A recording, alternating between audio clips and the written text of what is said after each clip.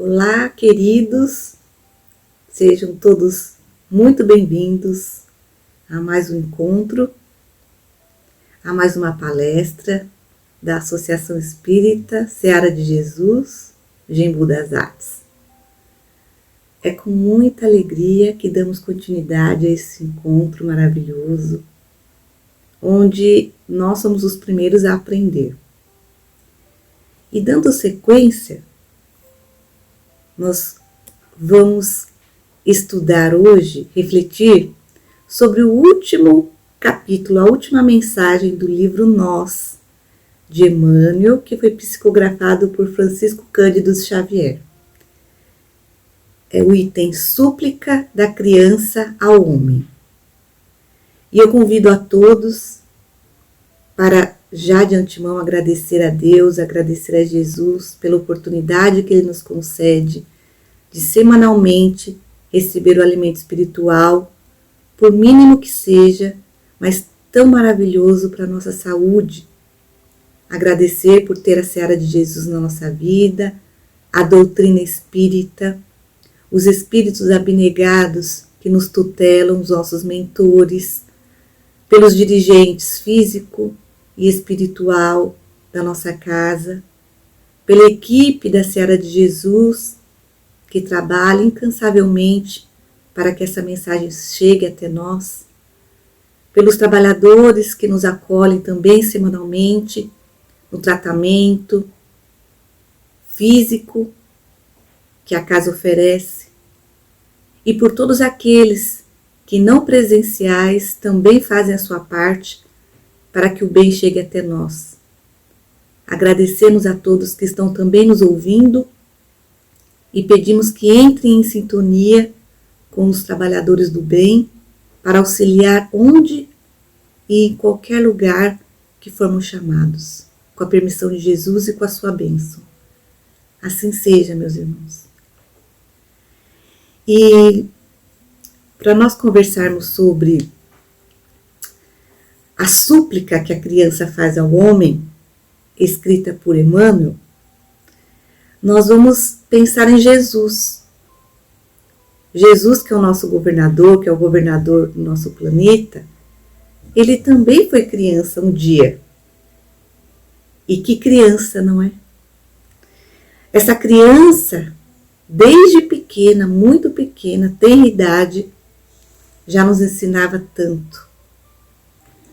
Ela, por ser um espírito muito evoluído, conseguia ensinar os adultos sobre o bem, o perdão, a simplicidade e tantos valores morais que nós hoje estamos ainda galgando na nossa trajetória conquistá-los. Mas Jesus nunca foi uma criança que não dava bons exemplos. Porque na sua roupagem de criança, nós sabemos que ele expandia o amor. Ele, desde pequeno, conquistava pela sua palavra gentil, doce, porém sábia. Mas se nós não soubéssemos da doutrina espírita da reencarnação, iríamos questionar: quem foi que ensinou os valores morais a Jesus? Foi sua mãe Maria? Foi seu pai José? Foram seus tios, primos, vizinhos? Quem ensinou tudo àquela criança que dava exemplos grandiosos a todos? Jesus nunca, ou melhor, Jesus não foi sempre perfeito como ele é hoje. Ele foi criado simples e ignorante como todos nós. E quando é que ele se tornou esse ser sublime, que é o nosso exemplo de hoje, que é o nosso amor, que é a nossa luz, que é o nosso prazer de aprender a estar junto? Então vamos analisar os fatos para que a gente tenha essa compreensão e possa, através dessa compreensão, perceber que as crianças que estão conosco também serão um dia como o Cristo. Serão sábias, serão nobres, serão luz para muitos. Então nós somos criados simples, ignorantes por Deus. Deus que criou tudo que existe. Essa inteligência suprema, essa causa primária de todas as coisas. Criou os espíritos todos iguais. Ele não criou um espírito como Jesus o é hoje. Todos na sua simplicidade, na sua ignorância.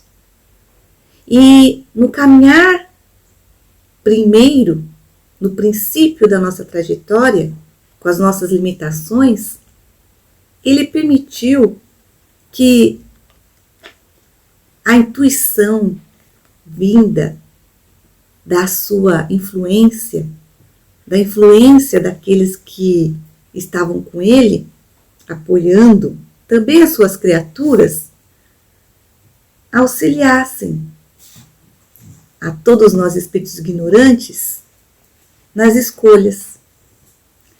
Então, quando nós demos os primeiros passos no nosso princípio de caminhada, nós somos orientados a seguir tal ou tal caminho, a fazer essa escolha ou aquela outra escolha.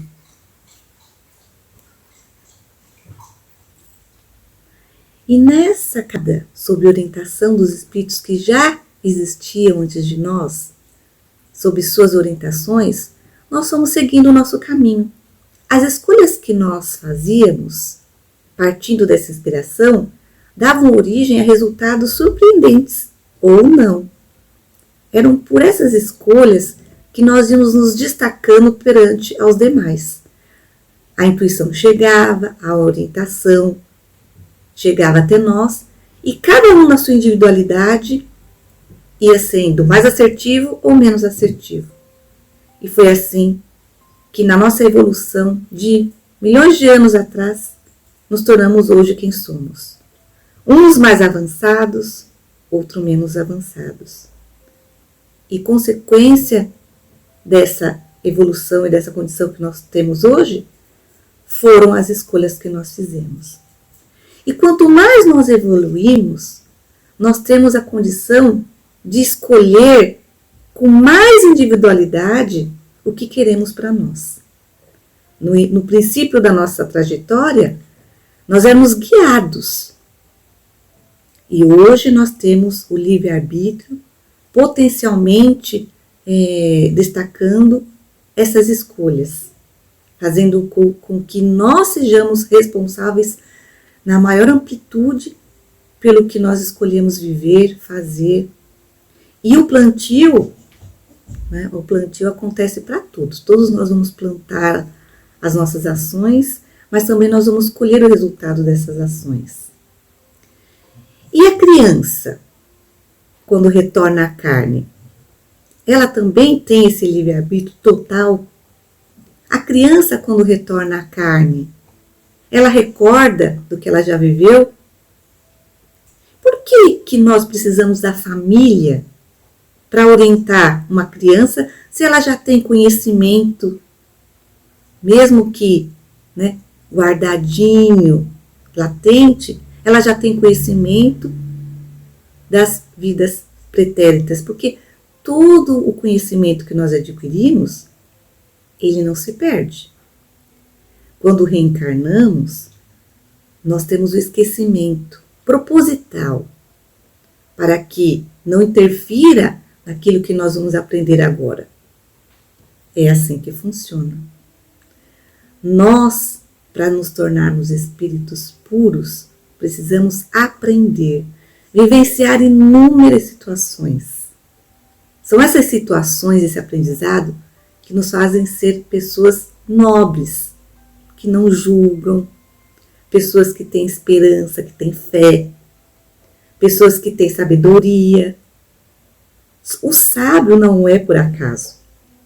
Ele foi fazendo escolhas, observando, revivendo situações, retomando situações. E hoje ele tem todo esse material que pode avaliar melhor as situações, que pode desviar de caminhos difíceis. O sábio o é por muito aprendizado, como Jesus, que aprendeu muito, e hoje ele é o nosso mestre, um mestre que a gente tem como apoio. Podemos buscá-lo no nosso coração, na nossa mente, nos livros, nas mensagens, nas músicas, nas atitudes dos animais. E em tantos lugares nós temos um mestre. E não podemos dizer que não temos um modelo a seguir, pois nós temos Jesus.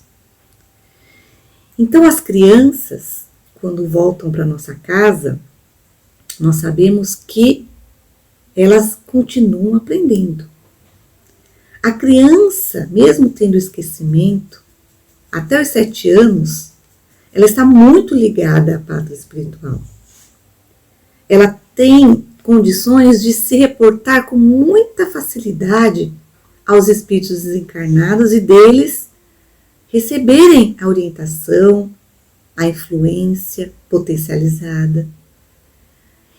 E é nesse período, até os 7 anos, que nós, da sua família física, aqui da Terra, conseguimos aumentar esse aprendizado e potencializar esse aprendizado que ela tanto necessita para continuar a sua trajetória.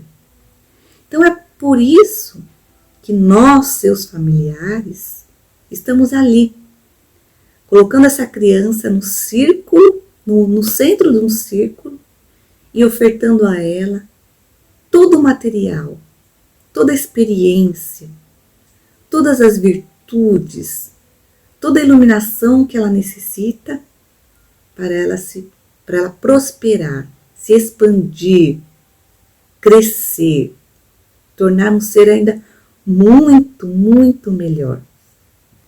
Mas essa família não foi escolhida ao acaso. Muito antes do reencarne de todos os familiares, houve uma organização. Essa organização foi elaborada de acordo com a necessidade do grupo de aprender. Uns por reajustes, pois em vidas anteriores, na convivência, não foram felizes. Outros se reuniram porque os membros daquela família teriam melhor condições de exemplificar o que alguns espíritos daquela família precisariam para se fortalecer no aprendizado, na construção de regras, na construção de valores que o fariam melhor, que fariam limpar, né, a sujeirinha que foi adquirida em reencarnações passadas. Então, a pleiade de espíritos do bem coloca uma família organizada para sustentar um ao outro na caminhada. Os que estão mais atrasados vão aprender com aqueles que avançaram. E os que avançaram continuam o seu aprendizado ensinando.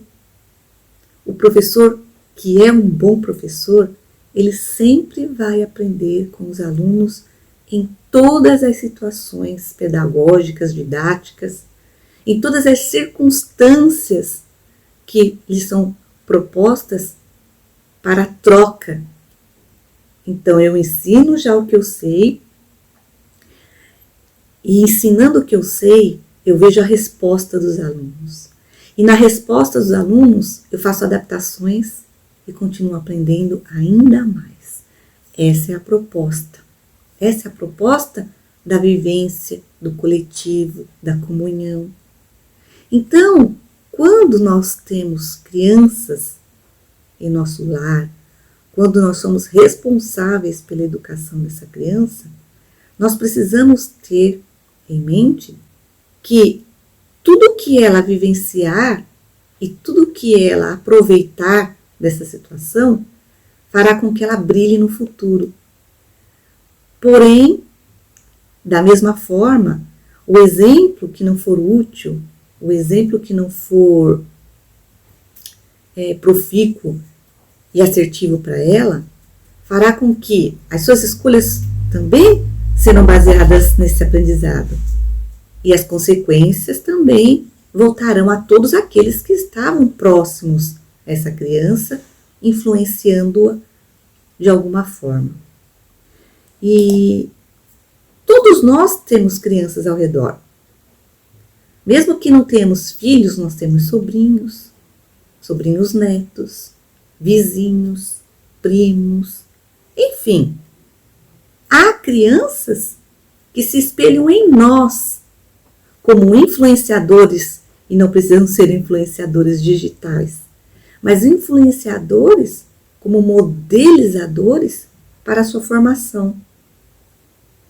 E quando essa formação é uma formação fraca, é uma formação muito simplória, não no sentido de simplicidade moral, a que Jesus ensinou para nós, mas ela é potencialmente, como eu posso dizer, deixa a desejar.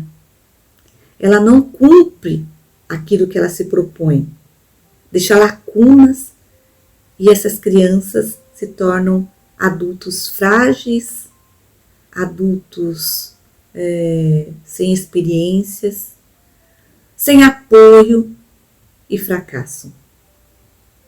Nós somos corresponsáveis pela vida desse espírito. Mesmo sendo todos nós individuais como espírito, a coletividade influencia na nossa vida, no nosso estágio de evolução, e nós sabemos que influencia no planeta. O nosso planeta é um planeta, de acordo com a escala espírita, de provas e expiações, que está passando para o planeta de regeneração, onde o bem prevalece. No mundo de provas e expiações, ainda o mal é reinante. Porém, nessa transição, nós já vemos inúmeras famílias, inúmeras crianças que já têm o amor em sua grandeza, à frente de todas as escolhas, do seu agir, do seu pensar. Essas crianças, elas já estão com um princípio de virtudes do qual Jesus era totalmente pleno. Elas já conseguem dar exemplos aos adultos, principalmente em relação ao amor à natureza, ao respeito aos animais. Por quê? Porque elas vieram realmente como espíritos aqui na Terra para serem esse exemplo de luz. Então, dentro do nosso lar, nós podemos encontrar essas crianças. Mas nós damos vozes a elas? Quando é que nós damos vozes a essas almas que estão conosco, que são muito mais sábias do que nós e que podem nos ensinar? Se muitas vezes nós a tratamos somente como criança. São espíritos, meus irmãos. Espíritos que já viveram, que já tiveram muitas experiências, que essas experiências foram frutíferas, positivas, e que hoje estão em corpos de criança.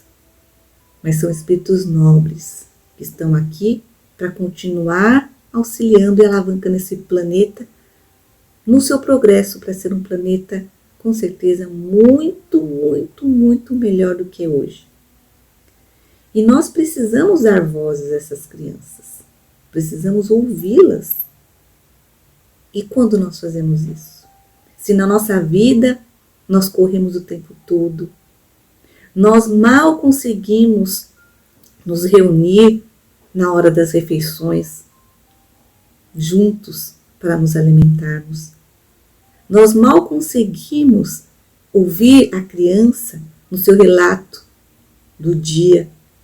Muitos pais chegam em casa e as crianças já estão adormecidas e muitas delas estão sob a tutela de vizinhos, de outros parentes, de professores, de babás.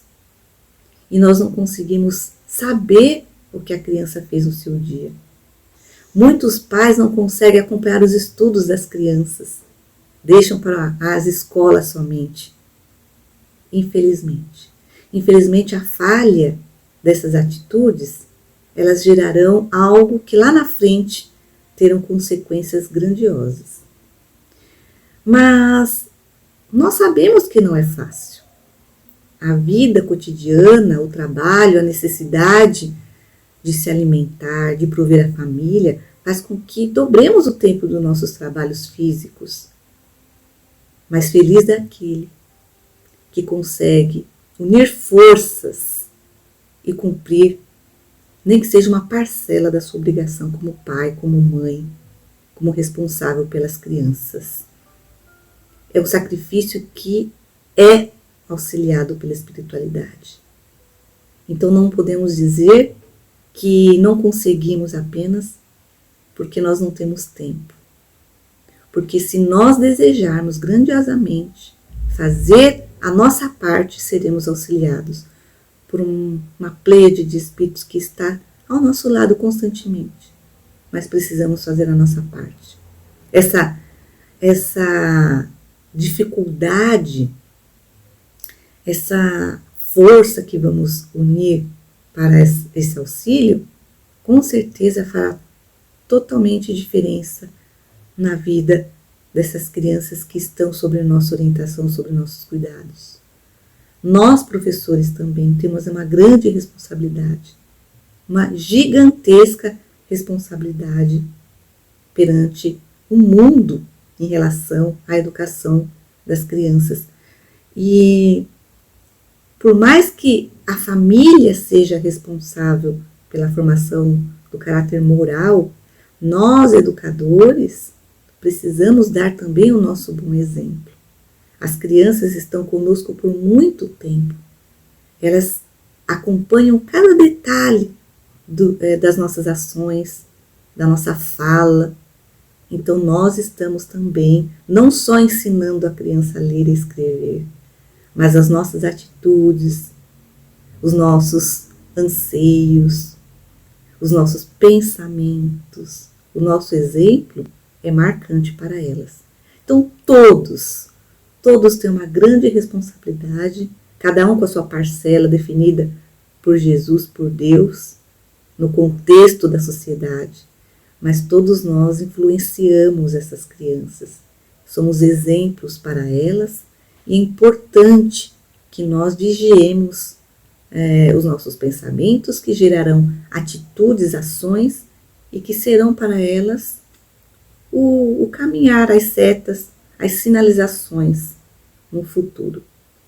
E nós temos aqui um livro maravilhoso que se chama Pedagogia Espírita, que foi escrito por Herculano Pires. E ele traz orientações maravilhosas para nós. Há um capítulo chamado Educação no Lar, que eu vou comentar aqui para a gente estar refletindo sobre esse momento.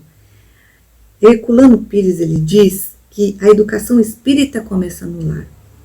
Então, nós estamos situando o espiritismo porque é a religião, a filosofia que nós escolhemos para seguir. Mas, independente de sermos espíritas ou não, a expressão é para todos, que a educação espírita, católica, a educação religiosa começa no lar. É lá. E como isso se processa?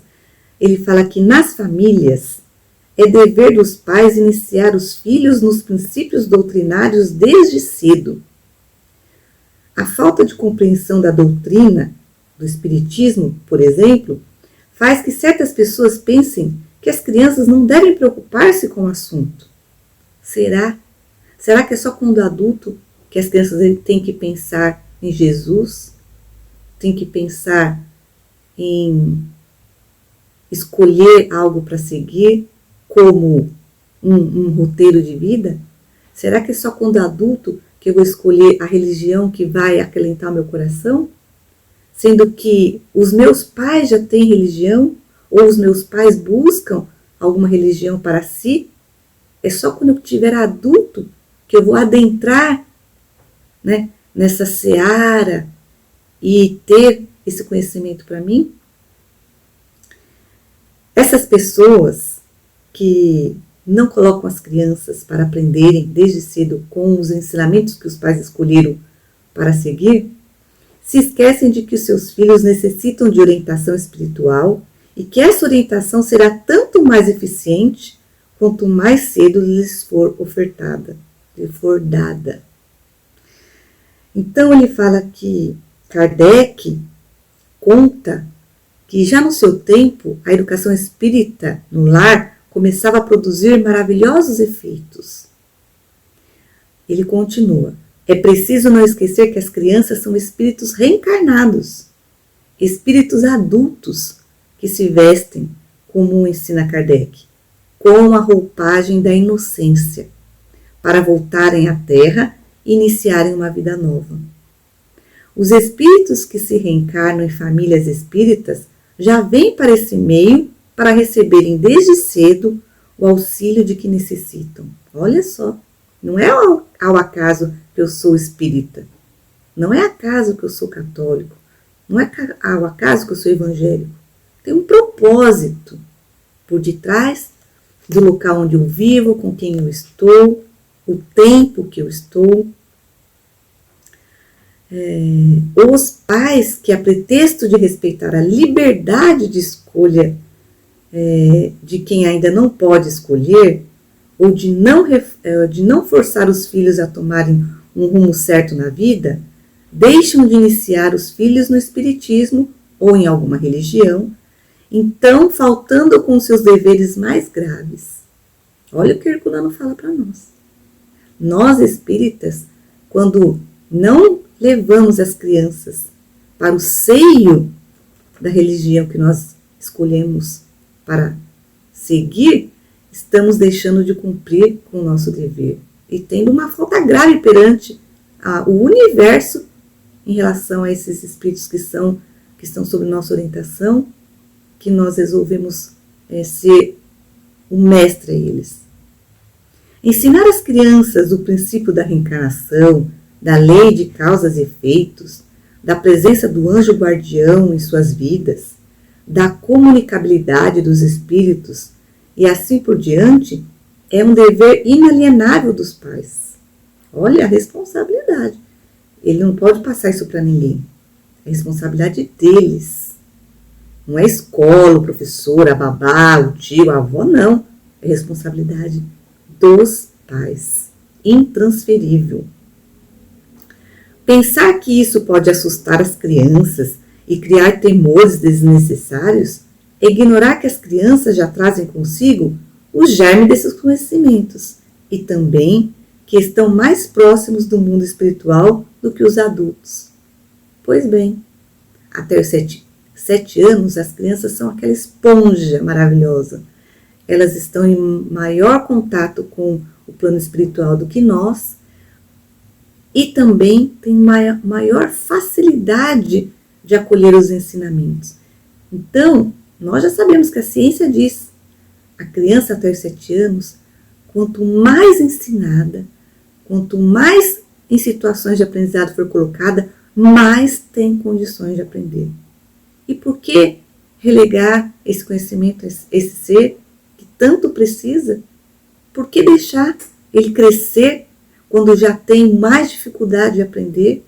E por que deixar de adubar essa sementinha, colocar água, luz, ar para ela, enquanto ela pode germinar, enquanto ela está acessível a isso? Porque se deixarmos para depois, essa semente pode envelhecer e teremos muito mais dificuldade de transformar esse espírito, que por muitas vezes é um espírito com muitas dificuldades, é um espírito que falhou muito e está entre nós para ser corrigido, orientado, amado. Descuidar da educação espírita dos filhos ou educação religiosa é negar-lhes a verdade. O maior patrimônio que os pais podem legar aos filhos é o conhecimento de uma doutrina que vai garantir-lhes a tranquilidade e a orientação certa no futuro. Os pais que temem dar educação espírita às crianças não têm uma noção exata do espiritismo e por isso mesmo, não confiam no valor da doutrina que esposam. Olha que interessante o que Herculano traz para nós. Se eu não tenho uma segurança no que eu aprendo, no que eu professo, na doutrina que eu utilizo para acalentar meu coração na vida, então eu não vou ter essa certeza para passar para os meus filhos. Reflitamos. Se eu fraquejo, é porque o espiritismo ainda não tomou conta do meu ser. E por quê? Por que ainda eu não deixei que o espiritismo me transformasse? O que falta para eu aceitar? Será que eu sou verdadeiramente um espírita? Será que eu sou verdadeiramente um cristão? Cabe a cada um de nós a reflexão. Então, ele continua falando sobre educação, sobre como ensinar as crianças, sobre como fazer com que o lar seja um ponto de apoio para esses espíritos. E ele fala, as crianças de hoje estão preparadas para enfrentar a realidade do novo mundo que está nascendo. Com certeza. Esse novo mundo tem por alicerce os fundamentos do espiritismo, porque os princípios da doutrina estão sendo confirmados dia a dia pelas ciências. A mente humana se abre neste século para o conhecimento racional dos problemas espirituais. Já pensou? Já pensou a ciência utilizando os ensinamentos, a fundamentação da doutrina espírita em tudo o que faz? Na medicina, na escola. Que bênção! Chegou o momento do Consolador prometido pelo Cristo. Os pais espíritas precisam compreender isso e iniciar sem temor os seus filhos na doutrina que lhes garantirá tranquilidade e confiança na vida nova que iniciam. Vocês fazem o evangelho no lar? Vocês chamam a criança para participar desse momento? Por que não? Qual o bloqueio? O que impede disso acontecer? Meus queridos irmãos, não esperemos mais. Coloquemos semanalmente a mensagem edificante na reunião do nosso lar. Façamos esse encontro. Escolha um dia da semana, 20 minutos. Faça uma prece, ensine a criança a orar com o seu exemplo. Não são orações preparadas, elaboradas. É o que sai do coração. É o desejo sincero de falar com Jesus, como um irmão querido que nós temos. Mostre o evangelho para a criança. Deixe-a falar. Coloque o evangelho de Jesus no conhecimento que a criança traz da sua vida, do que ela aprendeu na escola com os coleguinhas, do programa saudável, salutar que ela assistiu. Ouçam as crianças e orientem-nas em suas dúvidas. Ou façam uma correção amorosa quando dela provir um sentimento ainda impróprio, um sentimento duvidoso, um sentimento infeliz. Coloque palavras bonitas no lar para que as crianças aprendam com essas palavras. Aprenda a utilizar essas palavras com o seu próximo. Vamos vigiar as nossas atitudes. Esconder às crianças de hoje a verdade espírita é como cometer um verdadeiro crime contra o seu progresso espiritual e a sua integração na cultura espírita do novo mundo de que está nascendo. Que os pais espíritas não se furtem a esse dever. A educação no lar é a base de todo o processo posterior da educação escolar e de educação social que os adolescentes e os jovens irão enfrentar na vida. Então, espiritismo é educação. É também educação. é amor, é orientação, é luz. Não deixemos para que no futuro a criança escolha o caminho. Mostre hoje para ela o Espiritismo. Se amanhã o Espiritismo para ela não for suficiente, ela terá as bases, ela terá como comparar, ela terá como analisar os fatos. E aí sim ela poderá fazer as escolhas que ela quiser. Porém, ela terá algo ali que a sustente quando não mais outra opção aparecer na sua vida. E nós, que somos espíritas, sabemos que o que o Espiritismo traz é a nossa salvação. É a base de tudo, a reencarnação, o perdão, o autoconhecimento, saber da lei de ação e reação, saber que a vida continua, saber que nós temos o nosso mentor que nos ampara, que nós não estamos sozinhos e tantas outras informações importantes. Saber que nós temos um ser maravilhoso que é Jesus, que foi simples e ignorante como nós, mas que hoje é nosso líder e que nós podemos ser um dia como ele. Tantas informações sólidas, meus irmãos, não podemos desperdiçar. Mas é importante que nós acalentemos o Espiritismo na nossa vida verdadeiramente, e não só da boca para fora. Assim, nós vamos transformar o nosso lar, transformar a nossa casa, a nossa família, aqueles que estão à nossa volta, porque nós acolhemos esses ensinamentos e praticamos. Ainda vamos errar, mas o erro não será um crime. O erro será uma oportunidade de não fazer esse caminho novamente. E a autopunição deixará de existir na nossa vida. Nós teremos o alto amor. Que beleza! E aquele que estiver ao nosso lado aprenderá com essas atitudes nobres de se auto-perdoar, se auto-amar e ter luz em tudo que fizer.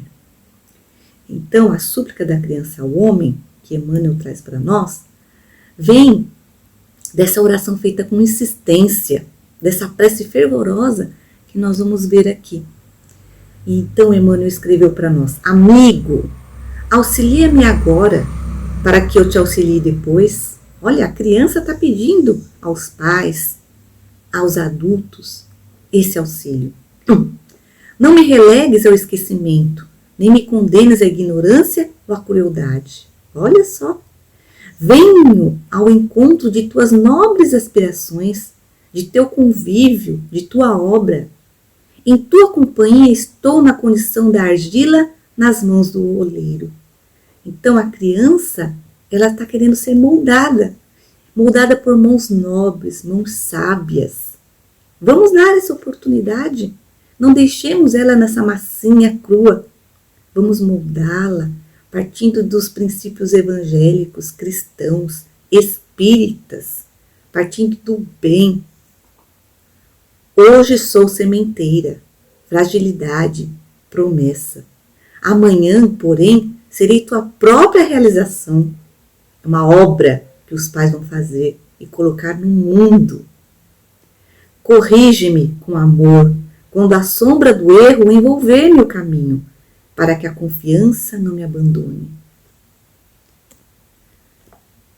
Protege-me contra o mal.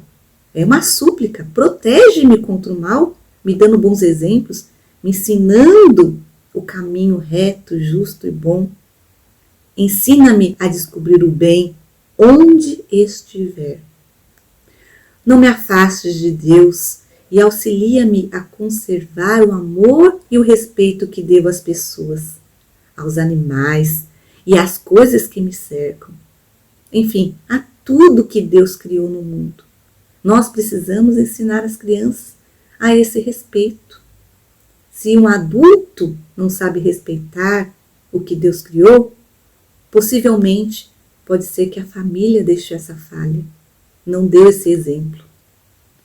Não me negue tua boa vontade, teu carinho, tua paciência.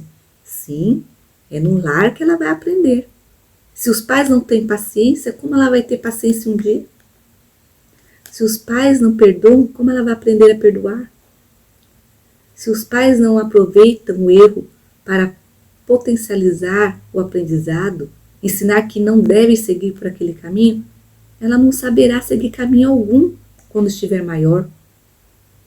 E se nós pais não sabemos qual caminho seguir, nós precisamos aprender para poder ensinar.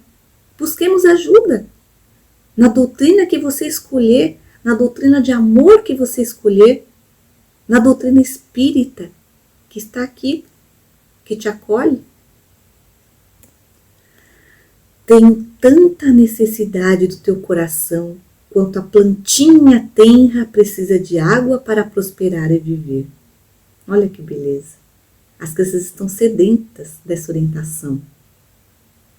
E se nós não dermos o que ela busca dentro do lar, talvez ela vá buscar com pessoas fora do lar que não querem o seu bem. E depois os pais lamentam, sofrem, choram, porque a falha aconteceu perante os seus olhos, as suas mãos. Não deixemos que os de fora eduquem os nossos filhos. Nós precisamos educá-los. A escola é apenas a extensão desses ensinamentos. É no lar que ela se forma partindo de nós. Vamos nos melhorar para melhorar as nossas crianças. Dá-me tua bondade e dar-te-ei cooperação. De ti depende que eu seja pior ou melhor amanhã. Olha que lindo, meus irmãos. Depende de nós. Então, se a súplica da criança conseguiu atingir o nosso coração, pensemos hoje em como fazer para que a casa que nós habitamos se torne um lar, um verdadeiro lar. Pensemos que essas crianças têm em nós tudo aquilo que ela precisa, todas as ferramentas que ela precisa para ser um adulto consciente, realista e potencialmente criador do bem. Pensemos que nós podemos ser para ela um farol. E assim nós vamos medir as palavras, analisar tudo o que vamos fazer e modificar devagarzinho, a cada dia, aquilo que não é bonito e bom para o nosso semelhante, principalmente para as crianças. Cabe a nós essa reflexão de hoje, antes de querer corrigir alguém, antes de querer pedir para que o outro se transforme.